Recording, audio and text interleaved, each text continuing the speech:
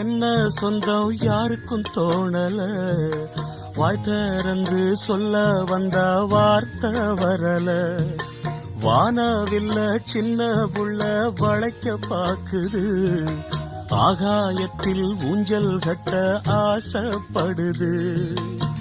சீரகொன்னு முளைக்கும் முன்னே பறக்குது பட்டாம்பூச்சி, காமதேவன் ராஜாங்கத்தில் இது ஒரு கண்ணாமூச்சி.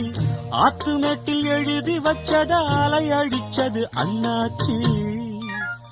சம்சாரம் அது மின்சாரம், சம்சாரம் அது மின்சாரம்.